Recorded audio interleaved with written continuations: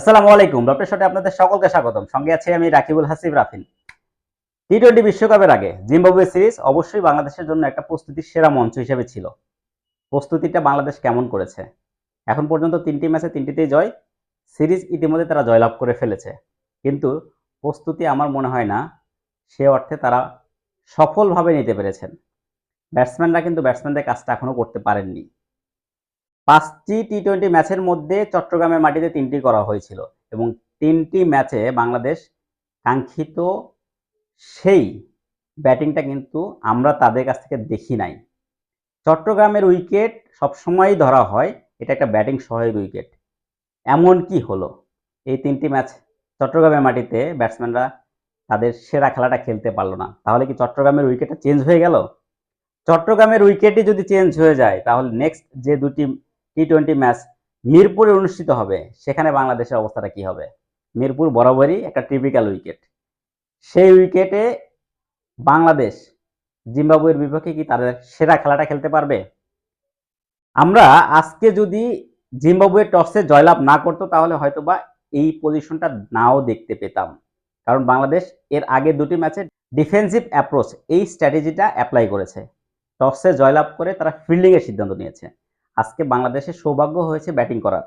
সৌভাগ্য কি দুর্ভাগ্য তা বলছি না, তবে আমরা তাদের কাছ থেকে সেই অ্যাগ্রেসিভ ব্যাটিংটা কিন্তু আমরা দেখি নাই। লিটন কুমার দাস একবার না পারিলে দেখো শতবার, এই রীতিতে তিনি বিশ্বাসী ছিলেন এবং সেটা কেমন করেছে আপনারা ভালো জানেন। প্রত্যেকটি ব্যাটসম্যান তারা তাদের সফলভাবে ব্যাটিং করতে পারেননি এক্সেপ্ট তাওহিদ হৃদয়।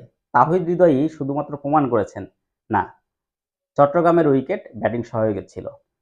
তাওহিদ হৃদয় ছাড়াও যে ব্যাটসম্যানগুলো টিকে গিয়েছেন তারা কিন্তু তাদের সহজাত খেলাটাই খেলেছেন। এর আগের ম্যাচে আমরা দেখেছি জনাথন ক্যাম্বেল তিনিও কিন্তু তার সহজাত খেলাটা খেলতে পেরেছিলেন। তাই আমার কাছে মনে হয় চট্টগ্রামের উইকেটে খুব বেশি পরিবর্তন না হলেও বাংলাদেশি ব্যাটসম্যানরা তাদের অ্যাপ্রোচটাকে পরিবর্তন করতে পারেনি। সর্বশেষ ১ বছর কি ১.৫ বছর আগের ঘটনা, বাংলাদেশে যখন আয়ারল্যান্ড বাংলাদেশ সফর করেছিল তখন টি-20তে ৩টি ম্যাচ খেলেছিল এবং ৩টি ম্যাচে কিন্তু বাংলাদেশের ব্যাটিং অ্যাপ্রোচটা ছিল বেশ অ্যাগ্রেসিভ। সেই অ্যাপ্রোচ থেকে কিন্তু বাংলাদেশ ইতিমধ্যে অনেকটা সরে এসেছে। তখন বাংলাদেশ প্রথম দুটি ম্যাচে প্রায় ২০০-র ঊর্ধ্ব রান করেছিল এবং তৃতীয় ম্যাচটাতে কিন্তু বাংলাদেশ হেরে গেলেও তাদের ব্যাটিংটা কিন্তু বেশ অ্যাগ্রেসিভ অ্যাপ্রোচে তারা ব্যাটিং করেছে। সেই অ্যাগ্রেসিভ অ্যাপ্রোচটা আমরা হয়তোবা আর দেখতে পারছি না। মাঝে এমন কি হলো?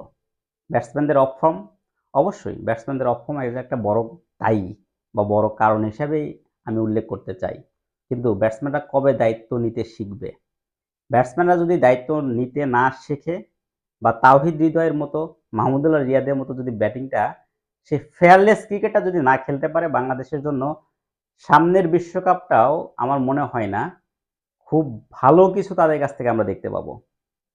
অবশ্যই যে কন্ডিশনে খেলা হবে সেখানে বাংলাদেশকে আরও বেটার প্রস্তুতি নিয়ে যেতে হবে। এই ধরনের প্রস্তুতি নিয়ে গেলে বাংলাদেশ আমার মনে হয় না ভালো কিছু করবে।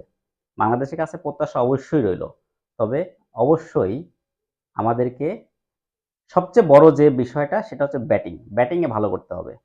বোলাররা তারা যে কনফিডেন্টটা নিয়ে যাচ্ছে আমার কাছে সেটা খুব সিমিলার মনে হয়েছে ২০২১ সালের মতো। ২০২১ সালে বাংলাদেশি বোলাররা যে ধরনের ফেক কনফিডেন্ট জন্ম দিয়েছিল তাদের মধ্যে, সেটা কিন্তু সেই বিশ্বকাপে যেয়ে তেমন একটা কাজে আসেনি।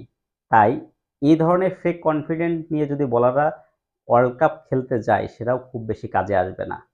ট্রু উইকেটে ক্রিকেট খেলতে হবে এবং ফেয়ারলেস ক্রিকেট খেলতে হবে। ফেয়ারলেস ক্রিকেট ছাড়া আমার মনে হয় না টি-20তে বিকল্প কোনো অপশন রয়েছে। আইপিএলে আমরা তো অনেক রান দেখি। রান যদি না করতে শিখি তাহলে টি-20 ফরম্যাটে খুব বেশি দূর এগোনো কিন্তু সম্ভব হবে না। আমাদের যে সকলের প্রত্যাশার কিন্তু প্রত্যাশা অনুযায়ী ক্রিকেট আমরা কিন্তু দেখছি না। যাই হোক, নেক্সট ২টি ম্যাচ মিরপুরের টিপিক্যাল উইকেটে যদি বাংলাদেশ তাদের প্রত্যাশা মাফিক ব্যাটিংটা করতে পারে তাহলে হয়তোবা আমরা একটা স্বপ্ন দেখলেও দেখতে পারি।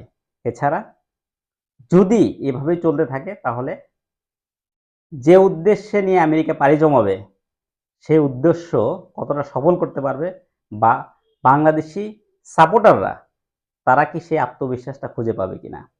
আত্মবিশ্বাস খুঁজে পাওয়ার জন্য লাস্ট ২টি ম্যাচ আমার মনে হয় খুবই ইম্পর্টেন্ট এবং সেখানে যদি সিগনিফিকেন্ট কিছু পরিবর্তন আনে এবং সেগুলো যদি বাংলাদেশি ব্যাটসম্যানরা ভালো কাজে লাগাতে পারে, সেটা বাংলাদেশের ক্রিকেটের জন্য লাভ হবে। অবশ্যই চাইবো এই বিশ্বকাপে বাংলাদেশ ভালো কিছু করবে, এই প্রত্যাশা আমাদের সকলের। আজকের মতো বিদায় নিচ্ছি, আবার আসবো অন্য কোনো ভিডিও নিয়ে। এ পর্যন্ত বিদায়। আল্লাহ হাফেজ।